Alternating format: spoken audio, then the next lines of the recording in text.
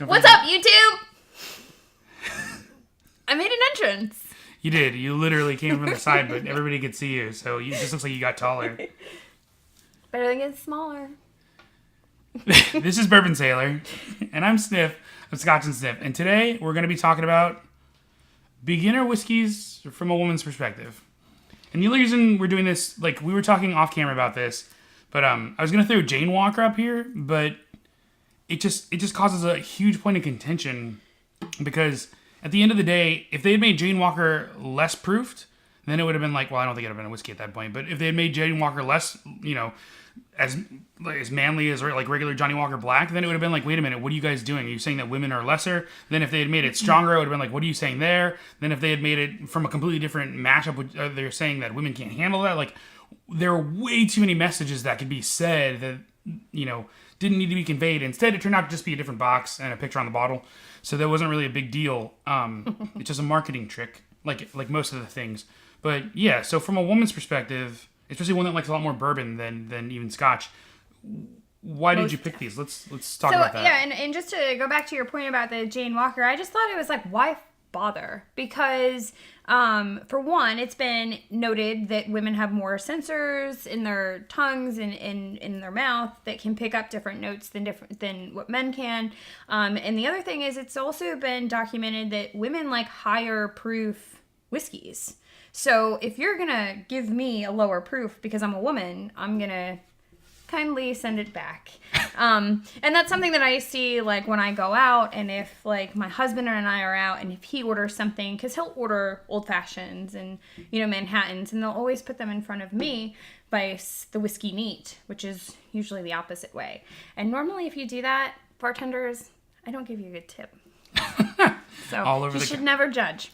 But from a women's perspective, I got into the whiskey game, if you will, probably like 10 years ago, just as like a fan, a whiskey drinker. And I've noticed that my palate's completely changing, and it's every couple months. I've dived into Scotch now. But I picked some things that I think are good across the board for beginners, and I also think they're things that I find more women gravitate to. So one thing I found is that women kind of like a higher rye bourbon, which is why I picked the 1792. This one is amazing. I'm not a fan of the regular 1792. The small batch? Yeah. Unless it is a single barrel pick. Those are pretty good. But the small batch, I'm kind of like love it or hate it.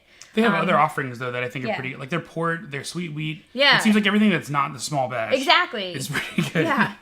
And then you guys know from the 1792 fame of the Rick House completely collapsing. That's crazy. Yeah, that there's going to be some history in the coming years of where the whiskey comes from, and if it's going to be smaller amounts, and if this one's going to blow up in your faces. But this one right here is really great. I like it neat. I like most of my whiskey neat, but that doesn't mean that that's the right way or the wrong way to drink it. Because no one can tell you how to drink your whiskey. Right. And if they do, then they don't know anything. That's the only proof in that one. So yeah, this one's a great one. It's a great value too if you can find it. I think it's under $50. I want to say it was right at $60. Or right 60. It's hit and miss when I find stuff. Yeah, so that one's a cool price point too. This one, everyone seems to know this little cute horsey guy. Grenade. So this is your ever-loving Blanton's from Buffalo Trace. I think that I've not met a person yet that doesn't enjoy Blanton's. I just think it's okay.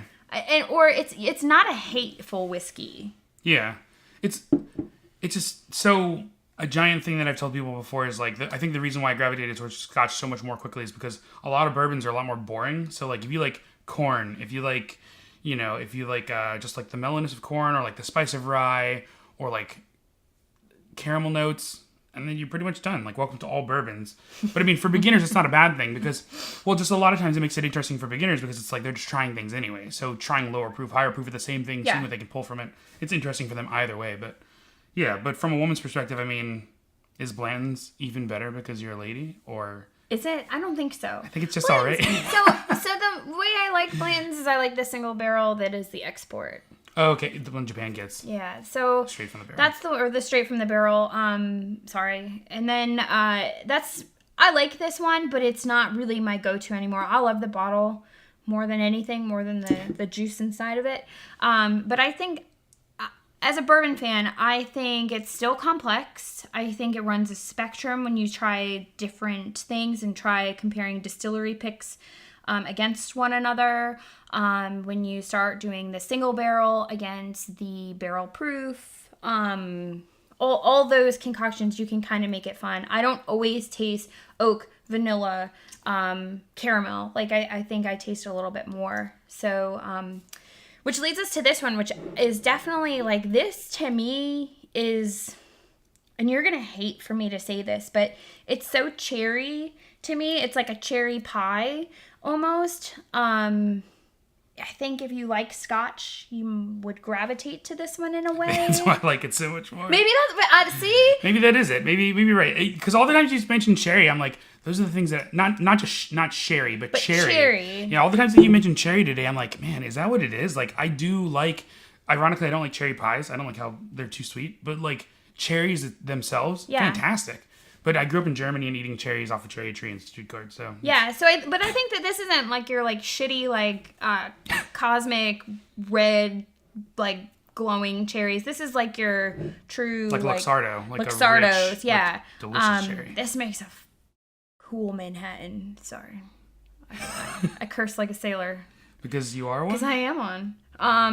So this one, I know it's a single barrel, and a lot of people are like, "Oh, I don't want to make a drink with it." But if you make a Manhattan with this one, your night is set for the win. And you picked this one? And I picked this one because, like we were talking earlier, like I am diving into the Scotch pool, but it's not my pool to normally swim in. But this one, you know, the peat odyssey for me has been kind of fun to figure out what I like. I mean, unpeated Brook-Laddie? Yeah, but this is Rockside Farm. So this last year or the year before? The year before. So they'll do an Isla barley through different farms, which is pretty cool. And the Rockside Farm for me, like, once I found this bottle, I was like, I need more. Like, and then I found out it was just like a limited release, and then I had to get more because there's something about this whiskey. Yeah. It's not that tender Speyside, but it's not that rough Isla. Yeah. So even though it is an Isla, even though it is an Isla, it doesn't have that like peat to it. It's like the people on Isla. It's friendly. It's very friendly. But it's great. So for a bourbon drinker like me, this is what I gravitate. This is the first whiskey I gravitated to. And I think it's because it didn't have that overwhelming peat, but it did. This is finished in... I don't think it's peated cask. It's just the Isla itself, like, lends salinity and all kinds of smoky notes to everything. Yeah, it's a really great. But if I do bourbon tastings and if I do recommendations for a lot of people, and especially women will talk to me like, what do you like best? Like, what would be your go-to as a first whiskey? I always turn to Maker's Mark. Maker's Mark is... Weeder. It's a weeded bourbon. It's near and dear to my heart on many, many levels, but this is the cask strength. This is the big boy of the group. And it's just amazing. Regular Maker's is good. If I'm in an airport, I'm always drinking Maker's Mark because they always have it. And if they have 46, that's what I'm going to drink before I get on a plane. A little sweeter. A little sweeter, kind of a little mellower. I don't want to get completely lit when I travel, depending upon where I travel to. But yeah, the Maker's Mark, I think, is a good entry gateway bourbon for anybody, and especially women, because they'll pick up those weeded notes. And I found that through my friends, we all started on weeders, and then we grew to like stuff like this. So more corn, more rye. And then this one. So right now, two of my really good girlfriends that are in the bourbon world, like the Wild Turkey Rare Breed, hands down, all three of our favorites. And that's a juicy bourbon. Like, it's a high proof, high rye content. Yep. But we all started with stuff like this. And Makers and Coke kind of evolved. And then eventually you're not putting any Coke. Right. And then you're like, wait a minute, I can just drink this whiskey. Yeah, and that's one thing. Like, I had some people over a couple years ago, because we do these annual parties, and you were at this one last time. And they're like, can I have some Coke? And I was like, here, or just poured some Blanton's. And now you're asking me for some Coke. And that's where I kind of draw the line. I believe that you should always drink your whiskeys however you want. But if you're going to do it, don't do it with Blanton's or this or, you know. Do something made for mixing. Yeah. Well, this is funny. So in the grand scheme of all things, I mean, the goal of this video is to look at this from a woman's perspective, but it's just a regular human's perspective. Like everybody who tries whiskey, lots of people go through that exact same process. Like, oh, I want Makers and Coke. And then they're like, oh, well, what if I try with just a little less Coke? Yeah. How about just no Coke? And then you just, all of a sudden you're like, oh, now I'm just drinking Makers. And then you're like, well, what other kind of whiskeys am I going to try? Like that is literally the adventure that everyone is going to go on. Yeah. And that's what's fun about it. And like, do women have an advantage because they have more sensory smells? Absolutely. But at the end of the day, like, is everybody just trying to find their favorite whiskey that they just want to sip on so they can listen to some music in the basement? Yeah. I mean, that's goals like right Leonard there. Skinner. No, not like Leonard Skinner. Oh, no, not like Leonard Skinner. I thought we were on the same page, and we were not on the same page. Sorry. No free bird. No free bird. Tuesday's gone. Oh, my goodness. So, these are awesome recommendations. Thank you for picking these out. Yeah, no worries. So, if you guys have any recommendations you think that you started a lady in your life with that you're like, oh, she definitely gravitated towards this, she likes it more, or just a person in your life that you're like, hey, this person just loves this. For a beginner, absolutely post it down below. Like, comment, just tell us what is great, and we will try to put in another video where we do beginner stuff and try to help people out some more, like we're always trying to do around here. Maybe like the other 100 videos that you've seen that are going to pop up on one side or the other side of the screen somewhere.